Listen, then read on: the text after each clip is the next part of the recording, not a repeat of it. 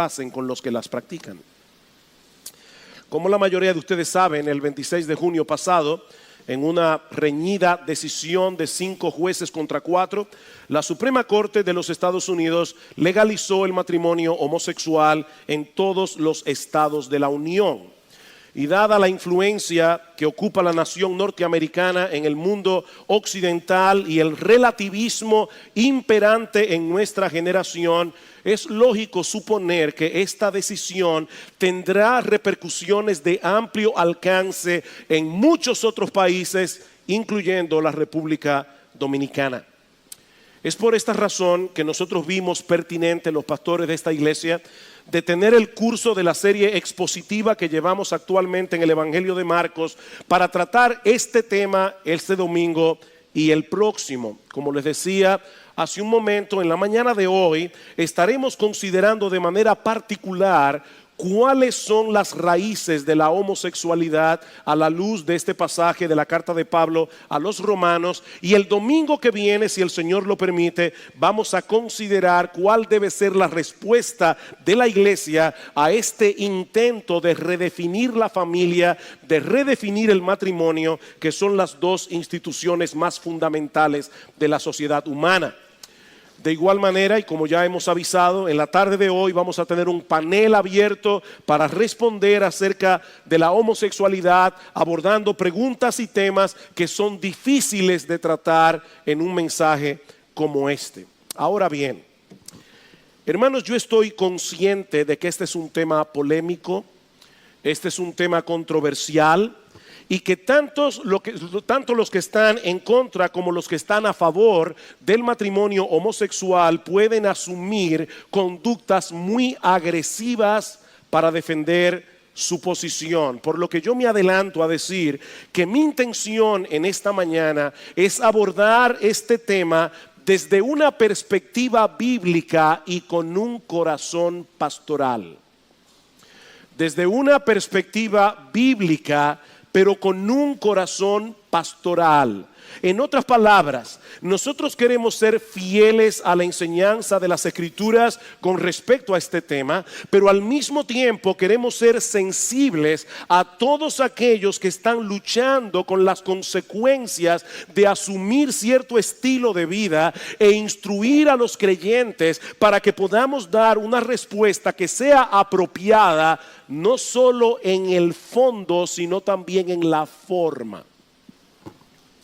Y mi oración al Señor es que este mensaje de las Escrituras, como orábamos hace un momento, pueda traer luz donde haya verdadera confusión y pueda traer esperanza donde haya desesperación. Porque el Evangelio de Cristo sigue siendo poder de Dios para salvar a todo tipo de pecadores, sin importar sus inclinaciones sexuales. El Evangelio salva a heterosexuales porque necesitan el Evangelio. El Evangelio salva a homosexuales porque necesitan el mismo Evangelio que necesitan los heterosexuales.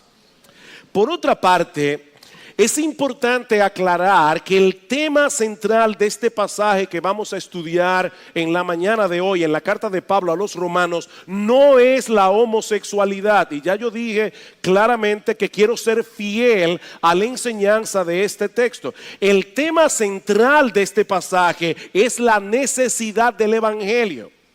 De hecho, la Biblia no es un manual de sexualidad. La Biblia es una historia de la redención. Pero como yo espero mostrar en esta mañana, cuando nosotros colocamos la sexualidad humana en el contexto de esa gran historia redentora que se revela en las Escrituras, estamos mejor equipados para entender el problema con el que estamos lidiando aquí, así como la solución que Dios ha provisto para resolver ese problema. La tesis de Pablo en este pasaje es que absolutamente todos los hombres por igual necesitan la salvación que el Evangelio anuncia, porque todos, absolutamente todos, son igualmente culpables en la presencia de Dios. Así que la buena noticia del Evangelio comienza con una noticia muy mala. Y de hecho, no podemos entender la buena noticia del Evangelio si no entendemos primero la mala, que es lo que Pablo pasa a explicarnos aquí a través del versículo 18. Y aunque no es mi intención exponer este pasaje con todo lujo de detalle, es un pasaje muy denso, al menos tenemos que entender cuál es la esencia de la acusación que Pablo plantea aquí contra la raza humana y que demanda un costosísimo plan de salvación como el que Dios anuncia en el Evangelio. Nosotros encontramos básicamente dos cosas en este pasaje. Una acusación general seguida por un desglose más específico, más concreto de esa acusación general. Versículo 18. Porque la ira de Dios se revela desde el cielo contra toda impiedad e injusticia de los hombres que detienen con injusticia la verdad. Porque lo que de Dios se conoce les es manifiesto, pues Dios se lo manifestó, porque las cosas invisibles de Él, lo que no podemos ver de Dios, su eterno poder y deidad, se hacen claramente visibles desde la creación del mundo, siendo entendidas por medio de las cosas hechas, de modo que no tienen excusa. El cargo de Dios contra toda la raza humana es muy contundente. Él se ha revelado a todos los hombres a través de la creación en una forma muy evidente, y más adelante Pablo va a añadir que Dios también se ha revelado a través de la conciencia humana. Todo hombre tiene una conciencia, todo hombre tiene la noción de bueno y malo, y que lo bueno debe ser alabado, lo malo debe ser castigado. Eso es un testimonio de Dios en la conciencia del hombre, pero el hombre ha tomado la decisión de resistir esa revelación divina con todas las fuerzas de su corazón. Como un artista que desea ser conocido, Dios ha puesto su firma en todo el universo que Él creó y le dio al hombre la capacidad de entender esa evidencia. Esa es la verdad que el hombre ha detenido con injusticia. Por supuesto, eso no quiere decir que la creación nos revela todo lo que necesitamos conocer acerca de Dios. Pero Pablo está diciendo que revela lo suficiente como para saber que Él existe, como para saber que Él es digno de ser adorado, como para saber que Él es digno de ser obedecido. Por simple observación, mis hermanos, nosotros sabemos que todo efecto tiene una causa. Y que la causa debe ser suficiente para explicar el efecto. Por ejemplo, imagínate que sales de tu casa, dejas encendida tu computadora y únicamente el gato se quedó adentro. Cuando regresas tarde en la noche, encuentras en la pantalla de tu computador una nota que dice: prepárate para morir, te llegó la hora.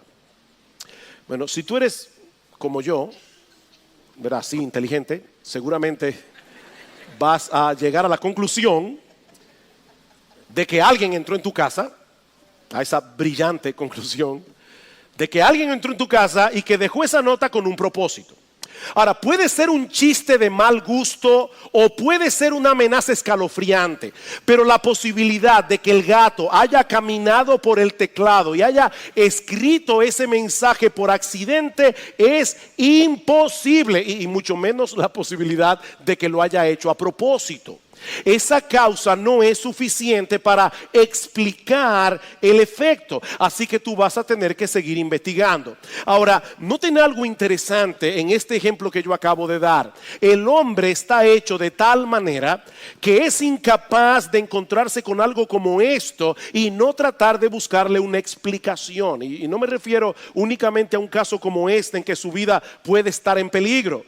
El hombre, por su propia constitución, como Dios lo hizo, el hombre razona, el hombre piensa lógicamente, el hombre se hace preguntas. Es por eso que las novelas y las películas de detectives son tan populares. Hay una curiosidad natural en el hombre que lo mueve a atar cabos, que lo mueve a sopesar las evidencias para tratar de saber exactamente qué fue lo que pasó.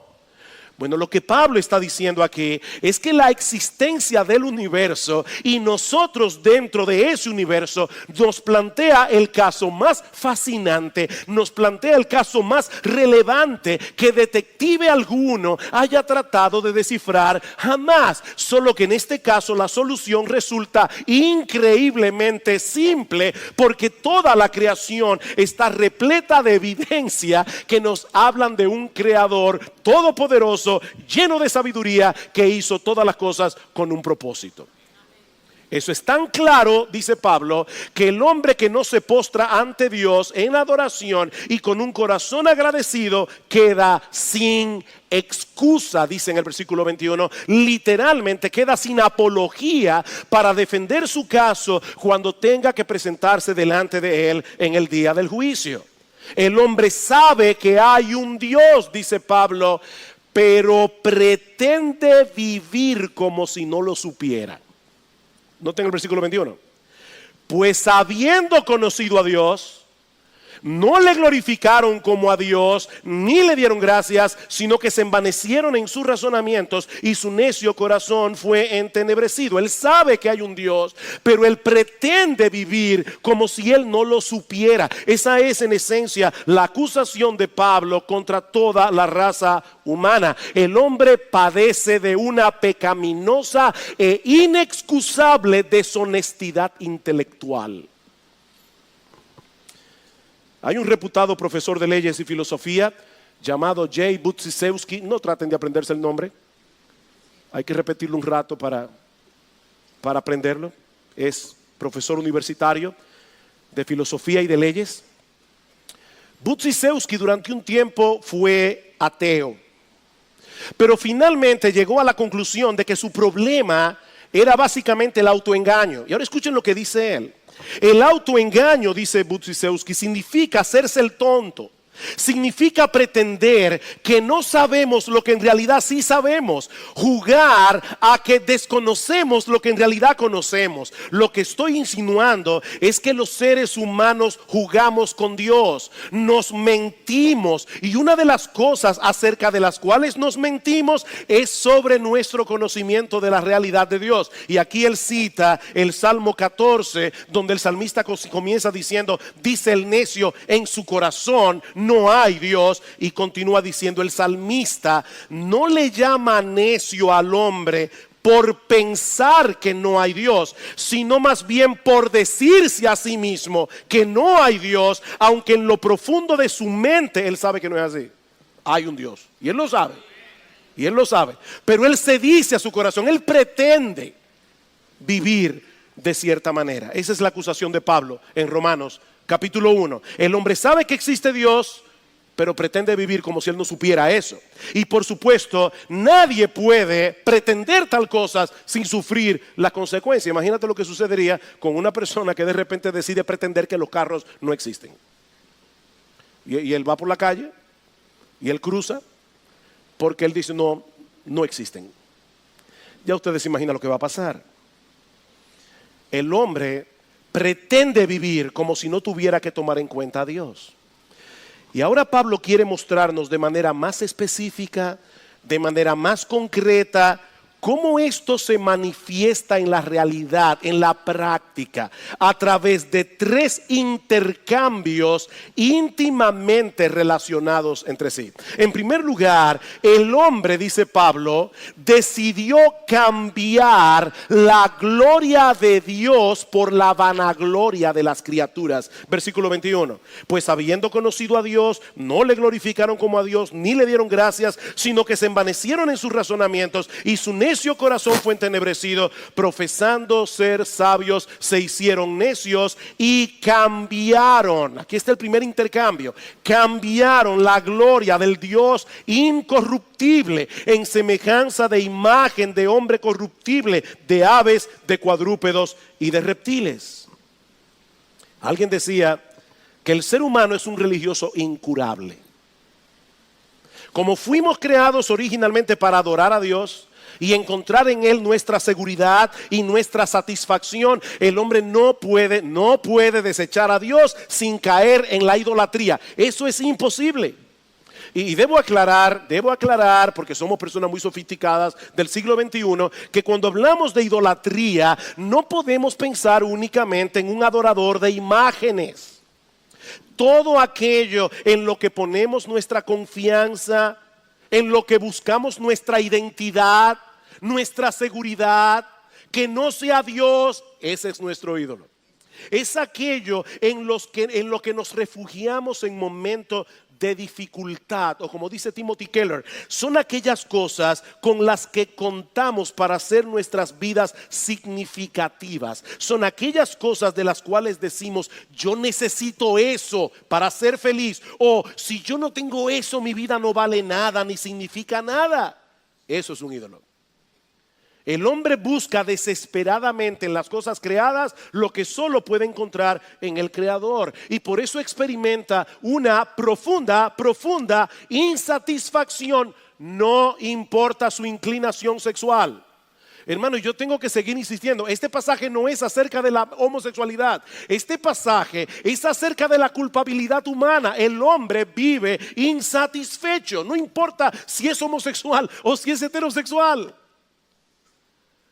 C.S. Lewis decía que la historia de la humanidad es una terrible y larga historia del hombre tratando de encontrar algo que no sea Dios, pero que le haga feliz. Esa es la historia del hombre. Tratando de encontrar algo que no sea Dios, pero que le haga feliz. En segundo lugar, Pablo dice también que el hombre no solamente ha cambiado la gloria de Dios por la vanagloria de las criaturas, él ha cambiado la verdad de Dios por la mentira. Versículo 24. Por lo cual también Dios los entregó a la inmundicia en la concupiscencia de sus corazones, de modo que deshonraron entre sí sus propios cuerpos, ya que cambiaron la verdad de Dios por la mentira, honrando y dando culto a las criaturas antes que al Creador, el cual es bendito por los siglos. La gloria de Dios estaba supuesta a ser el sol alrededor del cual orbitaran nuestras almas, pero el hombre ha decidido orbitar alrededor de las criaturas y sobre todo se ha colocado a sí mismo en el centro de su propio universo. Y eso no solo nos convierte en idólatras, sino que produce una profunda distorsión de la realidad. Una profunda distorsión de la realidad. El hombre ha cambiado la verdad de Dios por la mentira, en el sentido de que ha decidido poner a un lado al Creador, descansar en la criatura. Adorar a Dios como Dios es ver las cosas como son. Y por lo tanto es vivir conforme a la verdad. Adorar a la criatura como si fuera Dios es vivir una ilusión que distorsiona por completo nuestra percepción de las cosas. Es abrazar la mentira como si fuera la verdad. Es por eso que Pablo dice en el versículo 21 que los hombres se envanecieron en sus razonamientos. Han perdido la capacidad de razonar equilibradamente. Tanto así que a la necedad el hombre le llama sabiduría. Profesando ser sabios, se hicieron necios. Y a la sabiduría el hombre le llama necedad. ¿Cómo nosotros podemos entender que en Estados Unidos, en los Estados Unidos de Norteamérica, matar el huevo de una águila calva te lleva a la cárcel y a pagar una multa de 5 a 10 mil dólares, pero matar a un niño en el vientre de la madre no tiene ninguna penalidad? Profesando ser sabios, se hicieron necios. Al cambiar la gloria de Dios por la vanagloria de la criatura, el hombre ha perdido su punto de referencia para poder interpretar la realidad en una forma objetiva. Y una de las ilustraciones más claras de esa terrible distorsión es precisamente la homosexualidad, que es el tercer intercambio que Pablo menciona en el pasaje, versículo 26. Por esto Dios los entregó a pasiones vergonzosas, pues aún sus mujeres cambiaron el uso natural por el que es contra naturaleza. Y de igual modo también los hombres, dejando el uso natural de la mujer, se encendieron en su lascivia unos con otros, cometiendo hechos vergonzosos, hombres con hombres, y recibiendo en sí mismos la retribución debida a su extravío. Digo otra vez, el tema de estos versículos no es la homosexualidad, sino la necesidad que todos tenemos del evangelio. Pero Pablo introduce ese tema aquí como una vívida ilustración de lo que ha ocurrido con la raza humana al intercambiar la gloria de Dios por la vanagloria de las criaturas y la verdad de Dios por la mentira. Debido a ese terrible intercambio hecho por el hombre en su pecado, Dios ha derramado su ira, escuchen bien otra vez, contra toda la raza humana. Pablo no está hablando aquí de casos específicos. Pablo está hablando de la humanidad y él está diciendo: Dios ha derramado su ira contra el hombre, contra toda la raza humana. ¿Cómo? Dejándoles cosechar en toda su intensidad el fruto de su extravío. 3 veces Pablo dice en este pasaje que Dios los entregó. 3 veces a todo el mundo Dios los entregó. Versículo 24: por lo cual también Dios los entregó a la inmundicia en la concupiscencia de sus corazones. Versículo 26: por esto Dios los entregó a pasiones vergonzosas. Versículo 28: y como ellos no aprobaron tener en cuenta a Dios, Dios los entregó a una mente reprobada.